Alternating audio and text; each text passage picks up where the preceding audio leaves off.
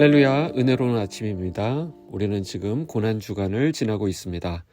말씀과 기도로 주님의 은혜를 깊이 묵상하는 시간들을 가지고 계실 텐데, 주님과 교제하는 그 시간마다 하나님의 깊은 사랑이 가슴으로 체험되는 은혜가 있기를 축복합니다. 오늘 말씀은 마가복음 14장 53절에서 72절까지의 말씀입니다.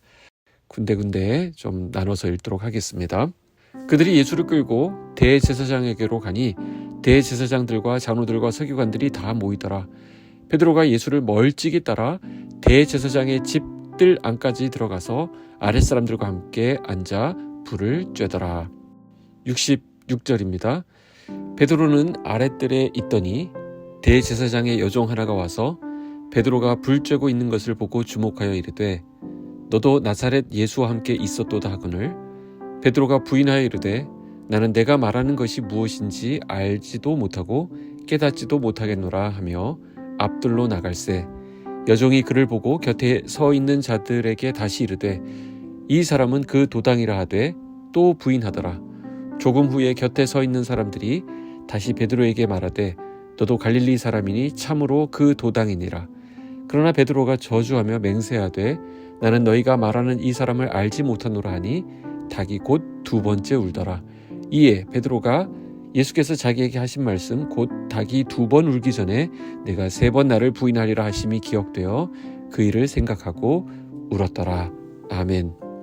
가만히 있으면 중간이라도 간다는 말이 있죠. 괜히 나서서 안함만 못한 결과를 낳게 되는 경우가 있습니다. 오늘 베드로가 그런 실패를 경험하게 됩니다. 누구에게나 실패는 두 번 다시 되돌아보기 싫은 그런 부분입니다. 사실 베드로의 실패는 예견된 일이었죠. 예수님은 이미 베드로가 부인할 것을 알고 계셨습니다. 그것을 미리 말씀해 주셨을 때 문제는 베드로가 그것을 인정하지 않았다는 것입니다. 예수님께서 말씀해 주시는데도 믿지 못했습니다. 다른 사람은 몰라도 자기는 절대 그런 일 없을 것이라고 장담했던 것입니다. 우리는 항상 자기 스스로를 과대평가합니다. 그래서 장담을 하는 것이죠. 그러나 강하게 이야기하면 할수록 실패할 가능성은 더 높아집니다. 나 죽어도 그거 안 해. 해놓고서는 슬그머니 그걸 또 하게 되는 것을 봅니다. 내가 그걸 하면 내 손에 장을 지진다 라고 말합니다. 그런데 실제로 장을 지지는 것을 본 적이 없습니다. 그래서인지 인간의 약함을 너무나 잘 아시는 하나님은 절대 맹세하지 말라고 하셨습니다. 우리는 나 스스로가 생각하는 것보다 훨씬 약한 존재입니다. 그렇기에 우리 중 그 누구도 이 베드로를 비난할 수 없습니다. 우리 역시도 2000년 전 그날 밤 대제사장의 뜰 그 자리에 데려다 놓으면 아마 이 베드로처럼 다 부인하고 말 것입니다. 인간은 얼마나 나약하고 이기적인지요. 하루 12번이라도 돌변하는 것이 우리 인간의 모습입니다. 어떤 상황이 닥치면 우리도 언제 어떻게 변할지 모릅니다. 오늘 본문이 어떤 흐름 가운데 있는지 한번 살펴볼 필요가 있습니다. 예수님께서는 가룟 유다의 배신으로 군병들에게 잡히신 후 두 번의 재판을 받게 됩니다. 한 번은 대제사장에게 또 한 번은 당시 총독 빌라도에게 받으시는 것입니다. 왜 두 번일까요? 앞에 한 번은 종교적인 재판이고요. 뒤에 한 번은 정치적인 재판인 것입니다. 하여튼 그런 과정 가운데 이제 예수님은 잡히시고 재판을 받으시는 자리에 서 계십니다. 그런 가운데 제자들은 전부 도망가 버렸습니다. 그런데 이제 베드로는 그나마 의리가 있어서 예수님을 따라옵니다. 대제사장의 집들 안까지 따라갑니다. 이게 일단은 베드로에 대해서 높이 평가해 주어야 될 부분이라고 생각합니다. 그런데 따라가긴 했는데요. 가까이 있었던 것이 아니라 54절에 보면 멀찍이 따랐다라고 성경은 밝히고 있습니다. 얼마 전까지 예수님이 잘 나가실 때 예수님이 인기를 얻으실 때는 어떻게 했습니까? 베드로는 예수님하고 딱 붙어 있었습니다. 예수님 가까이 오는 사람들을 막 밀어내고 막 하여튼 그 친분을 과시하고 그랬겠죠. 베드로뿐만 아니라 모든 제자들이 그랬지만 예수님이 막상 이렇게 되시니까 어떻게 됩니까? 다 떨어져 나갔습니다. 그나마 베드로가 조금 낫다고 할 수 있는데 그 역시도 멀찍이 떨어져서 따랐다라고 말합니다. 바로 옆에 붙어서 의기양양하던 모습은 찾아볼 수 없게 된 것입니다. 베드로는 예수님 계신 그곳에 육체적으로는 가까이 있는데 마음으로는 멀리 떨어져 있습니다. 주님 앞에 몸만 가까이 있지 마음은 멀어져 오히려 반대되는 행동이 나올 때가 있죠. 그래서 우리가 주의 일을 하는 것처럼 하지만 진정 주님에 대한 사랑에서 나오는 것이 아니라 자기의, 자기 과시, 자기 체면으로 하는 경우가 얼마나 많은지 모릅니다. 오늘 베드로가 그런 모습을 보여주고 있습니다. 닭이 울기 전 3번 주님을 부인한 것입니다.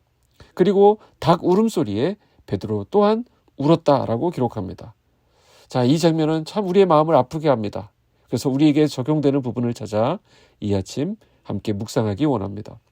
자, 베드로가 주님을 3번 부인했다는 것은 그의 철저한 실패의 모습을 보여줍니다. 베드로가 닭 울음소리를 들었을 때 그 마음을 조금이나마 헤아릴 수 있을까요? 아마 부끄럽기도 하고 죄송하기도 하고 자기가 큰 소리 치던 모습이 떠올라서 화끈거리기도 하고 아마 그랬을 것입니다. 하지만 베드로에게 들렸던 이 닭 울음소리는 베드로의 이 잠자는 영성을 깨웠을 거라고 생각합니다. 우리 인생에 베드로가 들었던 그 닭 울음소리가 들려야 한다라고 생각합니다. 아, 이렇게 살면 안 되겠구나. 아, 이제는 침체에서 그만 벗어나야 되겠구나. 이 소리가 그래서 들려야 한다는 것입니다. 우리에게는 이와 같은 닭 울음소리가 꼭 필요합니다. 우리의 영성을 깨우는 닭 울음소리가 들리면 사실 그것은 축복입니다. 만약 우리에게 닭 울음소리가 들리지 않는다면 그 이유가 무엇일까요? 어떤 이는 이와 같이 베드로를 비난할 수 있습니다.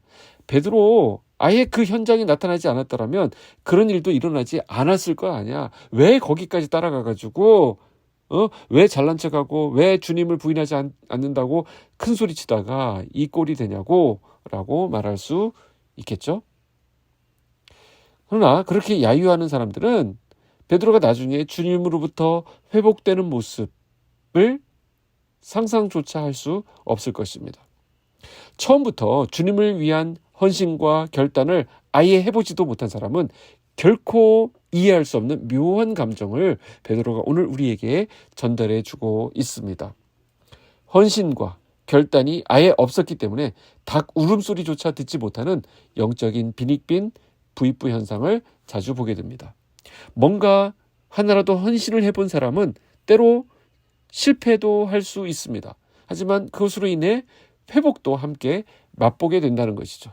헌신의 열기가 없는 사람은 아예 그 소리를 못 듣고 살게 됩니다. 결단을 남발하고 헌신을 남발하고 이렇게 하라는 말이 아닙니다. 주님을 향해 순수한 마음으로 헌신하는 것은 너무나도 아름다운 일임을 알아야 합니다. 그래서 순종하고 한번 해보고 주님을 위해서 한번 시간을 들여보고 열정을 내보는 것은 너무나도 귀한 일입니다. 그러다가 때로 실수할 수도 있고 부딪힐 수도 있고 부당한 욕을 먹을 수도 있습니다. 그런 가운데 때로는 나의 연약함과 잘못으로 처절한 실패 자리에 내몰릴 수도 있습니다. 그러나 은혜가 풍성하신 우리 주님은 우리의 연약함을 너무나도 잘 아시기 때문에 우리를 감싸 안으시고 우리를 회복의 자리, 사명의 자리로 다시금 온전히 세워주신다라는 것입니다. 욥기의 말씀을 생각하면서 마무리 짓도록 하겠습니다. 그가 나를 단련하신 후에 내가 정금같이 나아오리라. 기도하겠습니다. 하나님 아버지 감사합니다. 실패의 자리에 있던 베드로에게 닭 울음소리를 들려주심으로 그가 회개하고 회복되었던 것을 오늘 말씀을 통해 확인합니다. 오늘 우리가 선을 행하다가 낙심될 수 있습니다. 주님, 침체된 영혼들, 또 넘어진 영혼들을 위로하여 주시고 다시금 주님을 사랑한다 고백할 수 있는, 그래서 하나님께 온전히 다시금 세워지는 하나님의 사람으로 우뚝 서도록 우리 사랑하는 성도들을 온전히 붙들어 주시옵소서. 주님을 신뢰합니다.